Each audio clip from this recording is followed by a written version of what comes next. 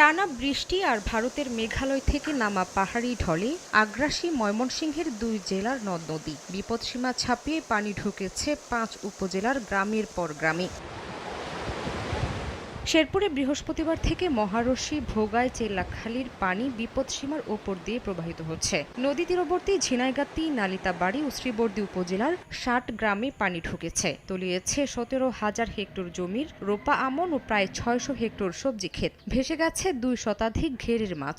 জেলা প্রশাসনের পক্ষ থেকে শুকনো খাবার বিতরণের দাবি করা হলেও বানভাসীদের অভিযোগ, তারা কোনো সহায়তা পাননি। বাড়ি ঘরে পানি উঠছে এবং আমরা রাস্তাতে বাড়ি ঘরে কাগজ দিয়ে ঘর বানাইয়া রয়েছি। ঘর আরো পানি, রান্না বাড়া বন্ধ, খাওয়া দাওয়া বন্ধ, গরু বছর পানি হয়েছে। অষ্টআশি বন্যার পরে এরকম পানি আমরা কোনোদিন দেখি নাই। হাজার হাজার টাকার মাছ বেচা, অনেক বড় বড় মাছ।